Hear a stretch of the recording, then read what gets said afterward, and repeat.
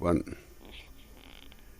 एक राधे राधे बोलो, एक छोटा सा किस्सा है जो कि बड़े ध्यान से सुनने की बात है।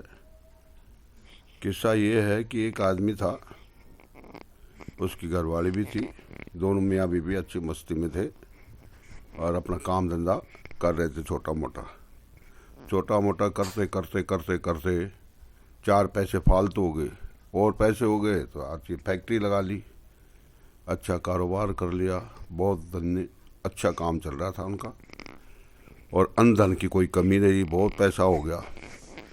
पैसा होने के बाद में उसको तकलीफ थी तो सिर्फ इस चीज़ की थी कि उसके औलाद नहीं थी। औलाद की वजह से वो बहुत परेशान रहने लगा। परेशान होने लगा तो उसने कहा कि भाई अब क्या करें, क्योंकि इतना धन जो हमने कमाया है इसका कौन वारिस होगा।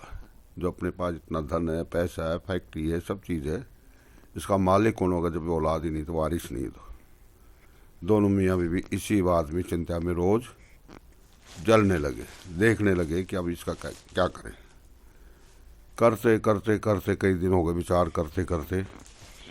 एक दिन उनके दिमाग में एक बात उपजी क्या, उन्होंने सोचा कि क्यों ना अनाथ आश्रम से कोई बच्चा गोद ले लें जिससे हमारा वारिस हो जाएगा। ऐसे करके दोनों मियाँ बीवी अनाथ आश्रम में चले गए। एक छोटा बच्चा उन्होंने चले गए तो वहाँ पे उन्होंने गोद ले लिया था भाई। उसको भाई पढ़ाया लिखाया, अच्छा उसकी सेवा करे, अच्छा उसको कपड़े पहनाए और अच्छी अच्छी चीज़ स्कूलों में पढ़ाया, उसको खूब सेवा करे। मतलब कुछ ही दिनों में आशा कर खुराक मिली उसे, थोड़े दिन में बड़ा होता होता होता काफ़ी बड़ा हो गया।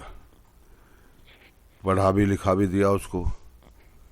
पढ़ा लिखाने के बाद में उनकी उम्र बढ़ती गई, माँ बापों की भी, वो भी थोड़ी उम्र ज़्यादा होने लग गई और वो भी बड़ा हो गया लड़का।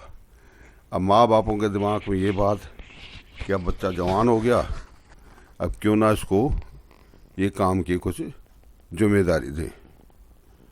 तो अपने काम के बारे में इसको समझाने लगे कि बेटा ये तेरा कारोबार है, इसको ऐसे संभालना, ऐसे करना, ऐसे करना। तो वो भी बिजनेस में भी थोड़ा इंटरेस्ट लेने लग गया। तो पैसा हो गया, काम संभाल लिया उसने। संभालने के बाद में क्या हुआ, माँ बापों को चिंता हुई कि वे काम भी संभाल लिया, सारी चीज़ भी कर ली, अब इसकी शादी का प्रोग्राम किया जाए। शादी के प्रोग्राम के चक्कर में माँ बाप अपना रिश्ता ढूंढने लगे। कई जगह देखी, उनको पसंद नहीं आई लड़की जो देखना चाहते थे। वो सीधी सादी और घरेलू लड़की देखना चाह रहे थे, लेकिन वो ऐसा लड़की का कोई बात बनी नहीं। इतने दिनों में उन्होंने क्या काम किया, वो लड़का कारोबार तो संभाल लिया था, पैसा हो गया था, पूरी जिम्मेदारी हो गई थी। उसने क्या काम किया, लव मैरिज कर ली किसी लड़की के साथ। लव मैरिज कर ली तो भाई अपने माँ बापों को बगैर पूछे ही कोर्ट से शादी करके ले आया। तो माँ बापों को पता लगा कि भाई हम तेरी, माँ बाप कहने लगे भाई तेरे लिए हमने लड़की देख रहे हैं, तेरी शादी करेंगे। कहते पापा मैंने तो शादी कर ली। माँ बापों को बड़ा दुख हुआ, बड़ा फील हुआ कि सर हम तो इतने पढ़ाया लिखा, इतना वो काम कराया कि भाई ऐसे ऐसे बच्चे को पढ़ा लिखा के अपने मनपसंद लड़की देख के शादी करेंगे, लेकिन ये कर लिए। लेकिन वो करते तो क्या करते, क्यों तो गोद लिया हुआ था ना।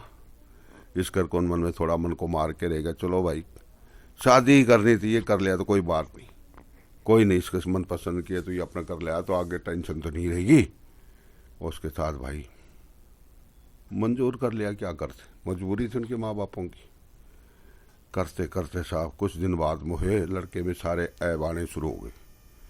दारू भी पीने लग गया, सिगरेट भी पीने लग गया है जी, और उसके साथ साथ हाई क्वालिटी आदमी में जाने आने लग गया। उसके घरवाली भी उसके साथ रहे, वो भी दारू पीने लगी, सिगरेट पीने लगी।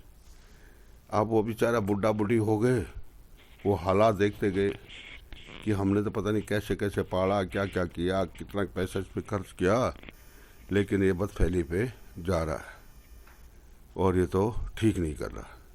लेकिन बोले ना, क्योंकि बच्चा जवान हो गया था। उन्होंने सोचा कि भाई अब क्या किया जाए। करते करते उस बहू को, तो बहू भी देख रही थी उनका तमाशा, क्यों बहू भी थोड़ी होशियार होगी। होशियार के भाई पैसा आने लग गया, उसका आदमी पैसा पुसा भी उसको देने लग गया, और उसको भी पैसे की कदर बोल गई वो। और सोचा ये क्या है, मतलब जो सास ससुर थे ना, उनका ऐसे भे करने लगे जैसे नौकर हों, उसकी नौकरों की तरह रखने लगी। अपनी सास से कही ये कर वो कर, बुढ़े से भी कभी कुछ कराओ कभी कुछ कराए। उनको बड़ी फील होने लगी भाई ये क्या हो रहा है, लेकिन फिर भी वो सहन करते रहे। करते करते आफत इतनी आ गई, इतनी हालत आ गई कि उनसे सहन नहीं हुई। सहन क्या हुई, एक दिन उन्होंने क्या किया, गैर चलन तो हो ही गया था, बीड़ी सिगरेट पीना है, बीड़ी सिगरेट पीना, दारू पीना, और लेडीज भी उसके साथ, और दूसरे जैसे आदमी भी आने लगे, देख देख के बड़े हैरान होने लगे।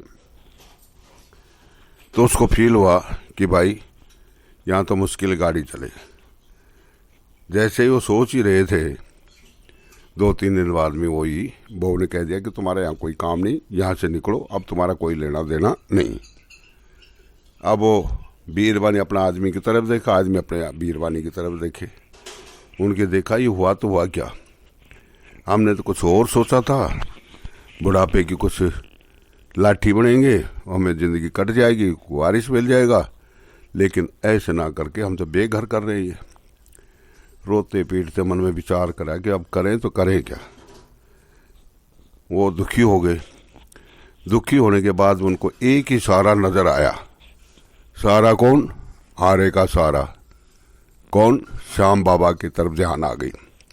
क्यों ना खाटू नरेश चलें, वही बेड़ा पार करके हमारी समझ से बाहर है बात। जैसे ही पैदल चल रहे, पैसा टका तो थे नहीं, दोनों ही भाई अपने मियाँ बीवी चल पड़े। चलते चलते चलते भाई कई दिनों का रास्ता था। अब विश्राम कर रहे, सड़क के किनारे आराम करने लगे, तो खाटू ने इसको याद करते चल रहे।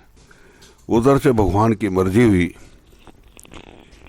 कि एक ड्राइवर, उसके साथ एक लड़की बैठी हुई, और वो देखी कि भाई ये बुढ़ा बुढ़ी कौन है, ये तो ऐसे चल रहे हैं, हाथों में मतलब ऐसे हो रहे हैं, पैरों में छाले पड़ रहे हैं, हाल बेहाल हो रहे हैं, ये कोई दुखी जीव है।